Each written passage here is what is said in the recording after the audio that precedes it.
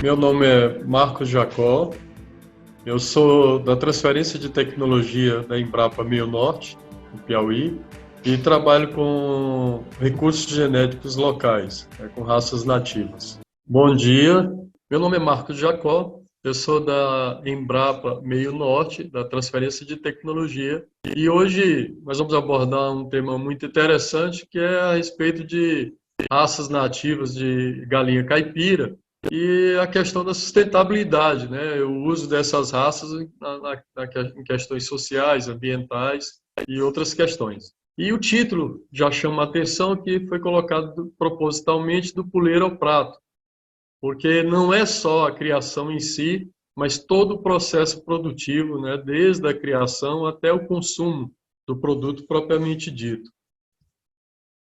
Um ponto interessante, muito importante, é que uma raça nativa só se sustenta a partir do momento que sustentar quem a cria.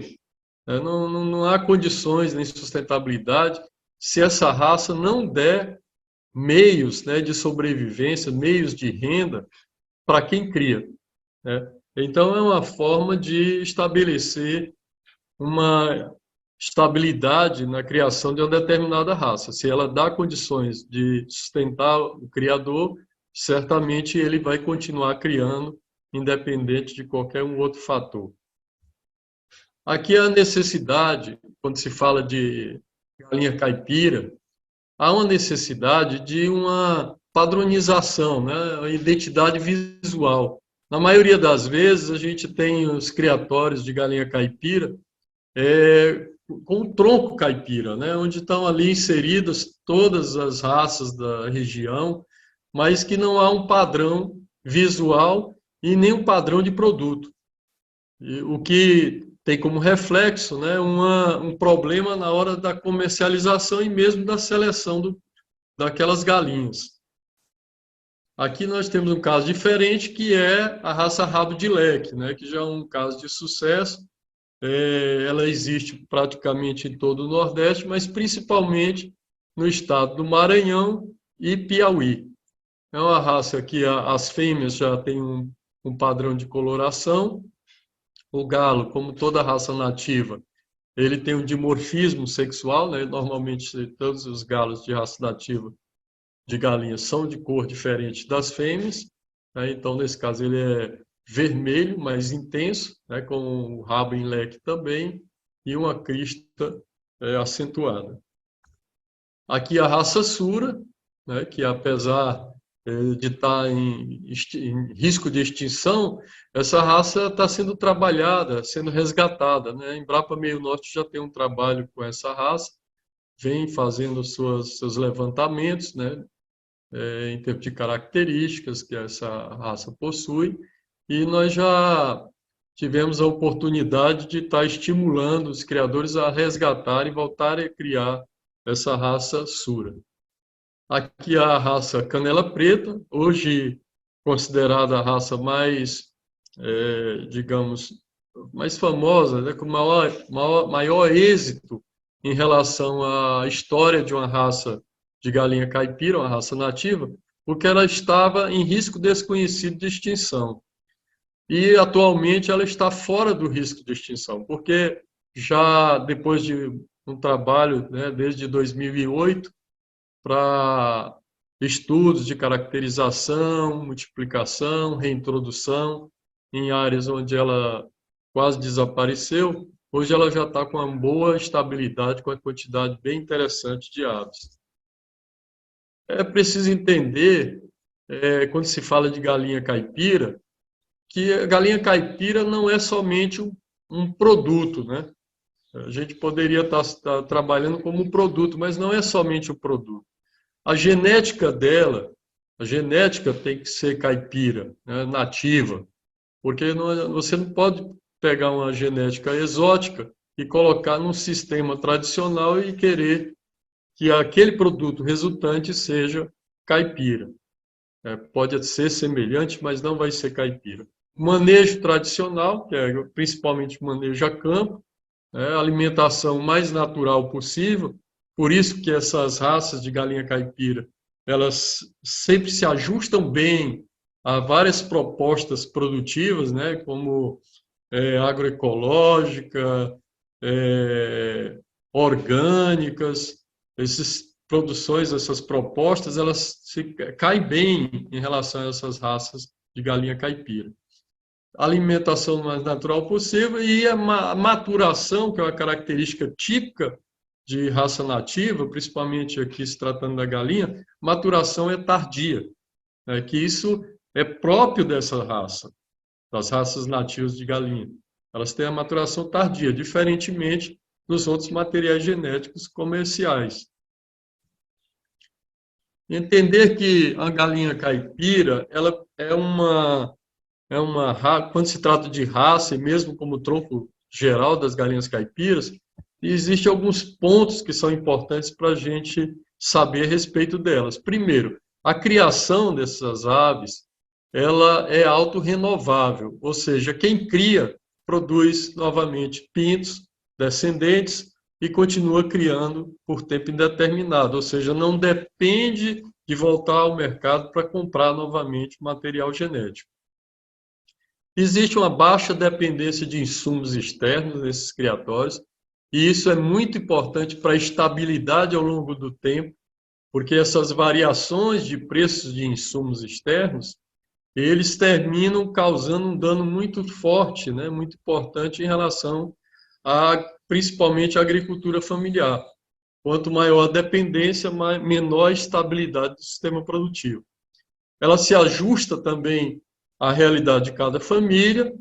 Existem relações até afetivas, né, com o criador, principalmente a memória afetiva em relação aos pratos tradicionais, né, a comida tradicional.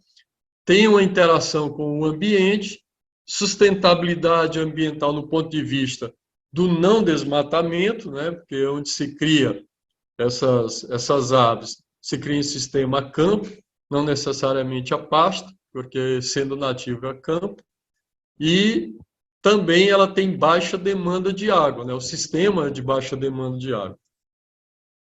E que nós precisamos, dentro dessa produção contextualizada, é procurar manter a territorialidade dos animais para garantir a identificação de origem dos produtos.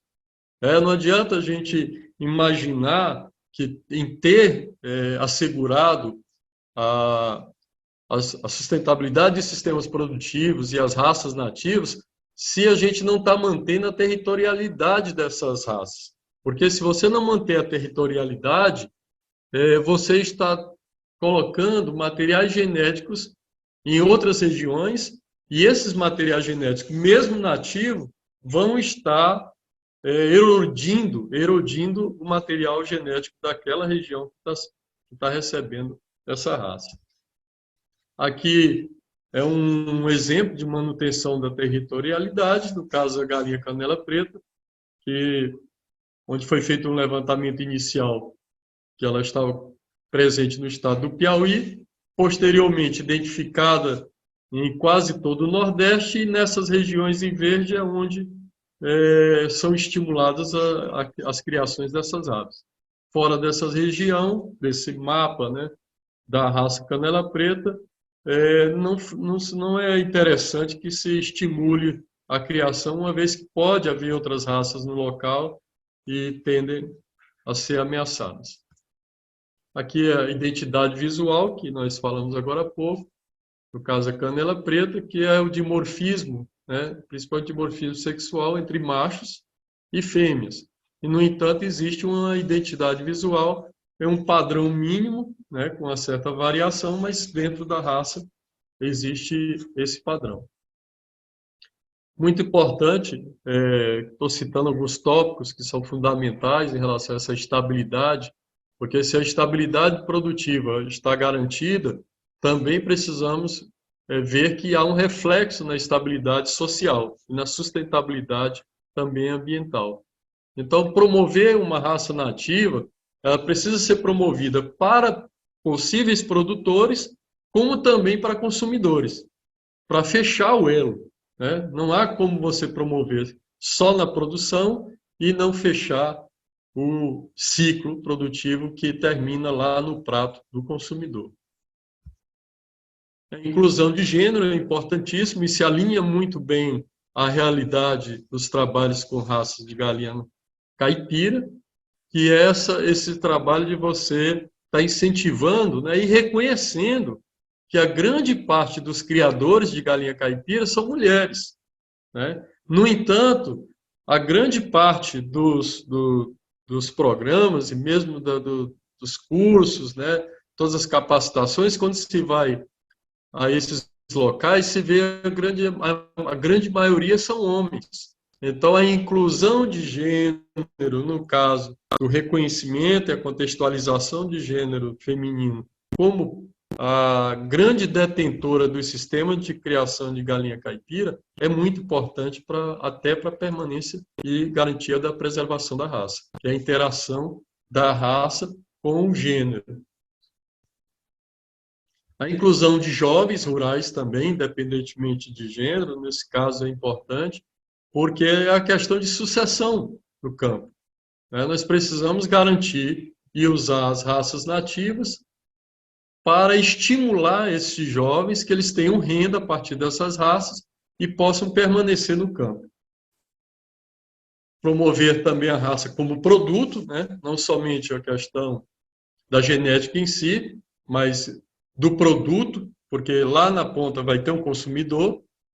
No caso da raça canela preta, é importante salientar que ela, após, talvez a cereja do bolo do sucesso dela, é que após o abate, ela tem um identificador externo, que é a própria canelinha, a canela preta. Isso é um identificador da raça. E a forma de comercialização, né, que ao invés de ter somente aquela forma tradicional da ave viva, poder fazer os cortes, né, e fazer diversas formas de preparo da ave para comercialização.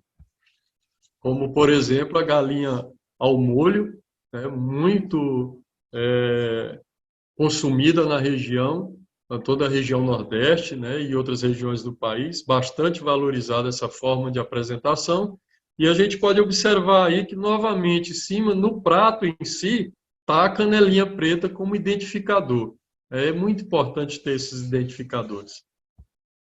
Aqui está sendo promovida como a arte, né?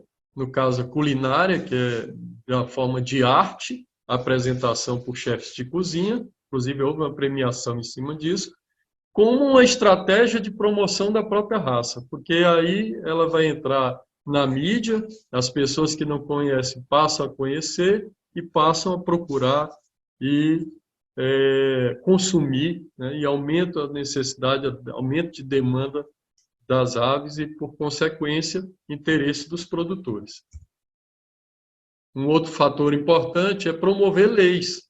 Nós precisamos regulamentar, né, no caso da raça canela preta, houve a regulamentação em termos de reconhecimento da raça canela preta como patrimônio histórico, cultural e genético do estado do Piauí.